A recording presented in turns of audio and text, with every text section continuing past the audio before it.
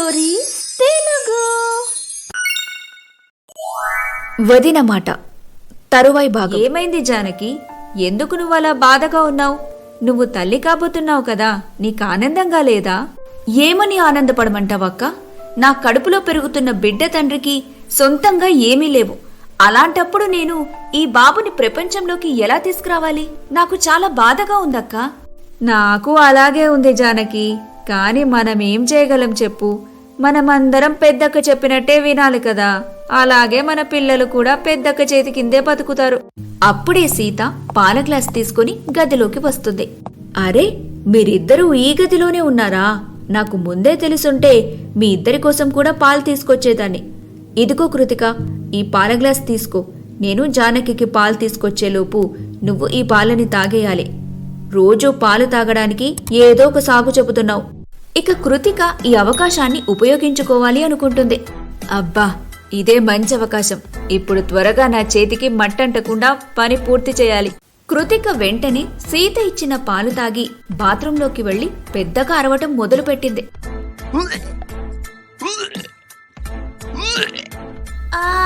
నా కడుపు నొప్పి, వినీత్ నన్ను కాపాడు, కడుపు తీవ్రంగా నొప్పిగా ఉంది. కృతిక గొంతు విని అందరూ పరిగెత్తుకుంటూ గదిలోకొచ్చారు. నొప్పితో ఏడుస్తున్న కృతికను చూసి వినీత్కి కూడా చాలా బాధేసింది. మన బాబు ఇక లేడు వినీత్,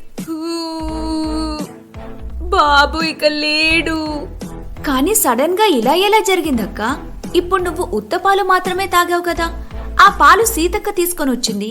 నేను పాలు తాగకపోవడం మంచిదైంది. ఇదంతా నువ్వే చేసావు కదా పెద్దక్క. నీకు పిల్లలు లేరని మాకు కూడా పిల్లలు లేకుండా చేయాలనుకుంటున్నావా ఏంటి? జానకి, నోరు మొయ్.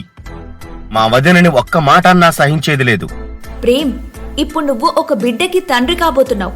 ఇప్పుడైనా నీ వాటాకు వచ్చే ఆస్తి నీకివ్వమని అడుగు. లేకపోతే నీ బిడ్డ ఈ ఇంట్లో పాలేర్లాగే బతకాల్సి వస్తుంది. చిన్నదినా, నువ్వు టెన్షన్ తీసుకోకు. నీ ఆరోగ్యం పాడవుతుంది. మా ఫ్యామిలీ మ్యాటర్స్ లో కలుగు చేసుకుని నువ్వేమీ చెప్పనవసరం లేదు. తన బిడ్డ భవిష్యత్తు గురించి ఆలోచించడం తల్లిగా తన కర్తవ్యం. ఇక చాలన్నయ్య. అమ్మా నాన్న ఏమైనా ఆస్తి మొత్తం నీకే రాసిచ్చి వెళ్లారా? అన్ని ప్రాపర్టీస్ ని నీ పేరు మీదనే పెట్టుకున్నావు. అరే, నీకెవరు చెప్పారు ఆస్తి మొత్తం నా పేరు మీదనే ఉందని? అయితే ఎవరి ఆస్తి వారికి పంచేయి. పేపర్స్ రెడీ చేసి తీసుకునిరా, నేను సైన్ చేస్తాను. మరుసటి రోజు వినీత్ ఇంకా ప్రేమ్ ప్రాపర్టీని సమానంగా పంచేందుకు పేపర్స్ రెడీ చేసి తీసుకొనొస్తారు. ఆస్తి పేపర్ల మీద కైలాష్ వెంటనే సంతకం పెట్టేస్తాడు. ఈ గొడవల వల్ల నాకు నా చెల్లెలు మీద ప్రేమ తగ్గదు. ఇక్కడ వచ్చి కూర్చో. నీ కాళ్లకి ఈ తైలం రాసి మర్దన చేస్తాను. రేపు నేను కృతిక బిడ్డ కోసం పూజ చేయిస్తున్నాను, తన ఆత్మకి శాంతి కలగాలని. ఒకరు 5 నెలల గర్భిణి, ఇంకొకరు అప్పుడే తన బిడ్డను పోగొట్టుకున్న బాధలో ఉన్నారు. దాంతో తన తోడికోడళ్లకు సేవ చేయటంలో సీత ఏమీ తక్కువ చేయలేదు. సీత తన ఇంట్లో శాంతి పూజ చేయిస్తుంది. పూజ చేయించిన కొద్ది రోజులకి ఈసారి కృతిక నిజంగానే గర్భవతవుతుంది. 1 ఏడాది తర్వాత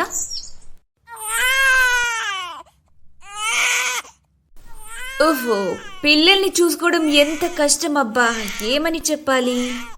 నేను ఉదయం నుండి గమనిస్తూనే ఉన్నాను. మాటి మాటికి ఏడుస్తూ ఉన్నాడు. బాబును ఓదార్చు, వాడికి ఆకలేస్తుందేమో. ఇప్పుడే పాలు కూడా తాగించాను, అయినా సరే నోరు మూయట్లేదు వీడు. అప్పుడే బాబేడుస్తున్న అరుపులు విని సీత అక్కడికి వస్తుంది. ఏది, ఒకసారి బాబు నాకివ్వు, నేను సముదాయిస్తాను. బాబుని సీత తీసుకున్న వెంటనే బాబు ఏడుపాపేస్తాడు. బాబుని నేను నాతో పాటు పడుకోబెట్టుకుంటాను, మీ ఇద్దరూ హాయిగా పడుకోండి.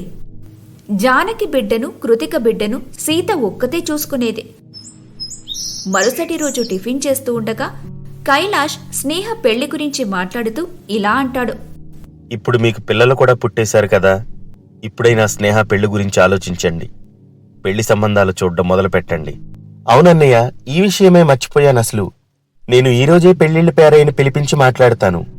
ఈరోజు మీ పిన్నిగారు వస్తున్నారు, మర్చిపోకుండా వెళ్లి ఆమెను బస్టాండ్ నుంచి పికప్ చేసుకొని రండి. పిన్ని 11 గంటల వరకు చేరుకుంటారు. కానీ ఈరోజు గుడికి కూడా వెళ్లేదుంది. ఒక పని చేద్దాం స్నేహ, నువ్వు నేను గుడికి వెళ్దాం. మీ అన్నయ్య మమ్మల్ని గుడి దగ్గర వదిలిపెట్టి పిన్నిగారిని తీసుకొని వస్తారు. టిఫిన్ చేసిన తర్వాత కైలాష్ సీత ఇంకా స్నేహని గుడి దగ్గర వదిలిపెట్టి పిన్నిని తీసుకురావడానికని వెళ్ళిపోతాడు. వాళ్ళలా బయటికి వెళ్లారో లేదో వాళ్ల వెనకాలే ఒక సమావేశం పెడతారు. ఇలా జరుగుతుందని నాకు ముందే తెలుసు.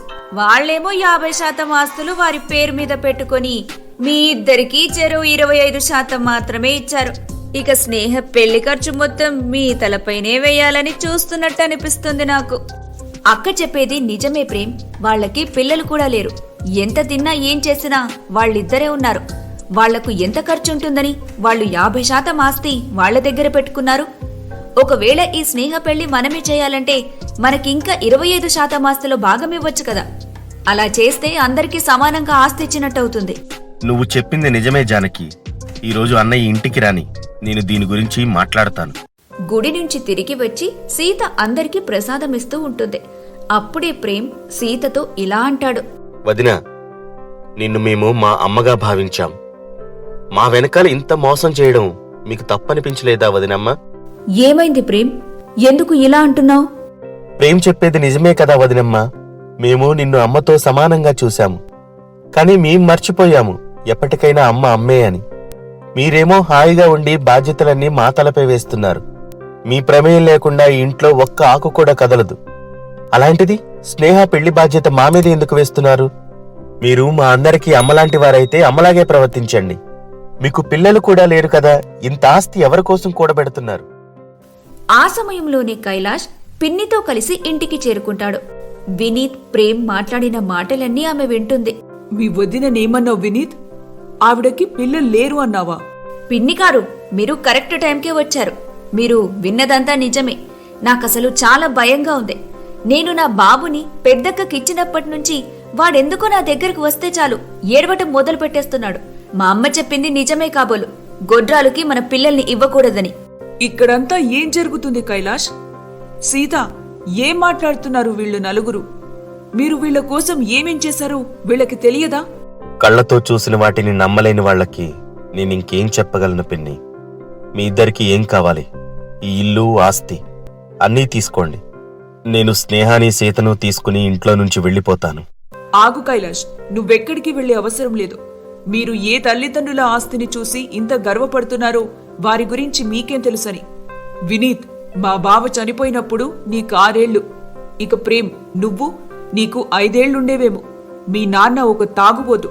మీ నాన్న తాగుడలవాటు వల్ల తనకున్న ఆస్తులన్నీ ఎప్పుడో అమ్మేశాడు. అలాగే తాగి తాగి ఆయన కూడా ఒక రోజు చనిపోయాడు. బావ చనిపోయిన 2 నెలల్లోనే మా అక్క కూడా చనిపోయింది. మీ నాన్న మీకోసం ఏదైనా మిగిలించి వెళ్లాడంటే అది కేవలం అప్పులు మాత్రమే. అప్పుడు 15 ఏళ్ల కైలాష్ కుటుంబ బాధ్యతను తీసుకుని ఎవరి సహాయం తీసుకోకుండా ఫ్యాక్టరీలో పగలు రాత్రి ఎంతో కష్టపడి మిమ్మల్ని చదివించి ఇంత వాళ్లను చేశాడు. కైలాష్ అనుకుంటే మిమ్మల్ని ఎక్కడో ఒక చోట వదిలేసి వెళ్లిపోయి ఉండొచ్చు. కాని అతను మీ బాధ్యతను తీసుకున్నాడు. తన కష్టంతో ముందు ఒక షాప్ పెట్టుకున్నాడు. తర్వాత మెల్లిమెల్లిగా అలాగే పనిచేస్తూ ఇప్పుడు ఒక ఫ్యాక్టరీనే నడుపుతున్నాడు. ఇక సీత తన పెళ్లైన తర్వాత పిల్లలు పుట్టకుండా ఆపరేషన్ చేయించుకుంది. ఎందుకంటే తనకంటూ ఒక సొంత బిడ్డుంటే మీ ఇద్దరి మీద ప్రేమ తగ్గిపోతుందేమో అని. ఇలాంటి అన్నా వదినల్ని మీరు తప్పు పడుతున్నారా వెదవల్లారా? పిన్ని మాటలు విని అందరి కళ్లల్లో నీళ్లు వస్తాయి. వాళ్ళందరికీ వాళ్ళెంత పెద్ద తప్పు చేశారో అర్థమవుతుంది. కోడళ్ళిద్దరూ సీత పాదాలపై పడతారు. వారి పిల్లల్ని ఆమె చేతిలో పెడతారు. ప్రతి ఒక్కరూ తమ తప్పును తెలుసుకుంటారు. ఇక మళ్లీ కైలాష్ నివాసంలో ఎప్పటిలాగే సంతోషం తిరిగి వస్తుంది. ఈ కథ మీకు నచ్చినట్టయితే మా స్టార్ స్టోరీస్ తెలుగు ఛానల్ని లైక్, షేర్, కామెంట్ ఇంకా సబ్స్క్రైబ్ చేసుకోవడం మర్చిపోకండి. Bye bye.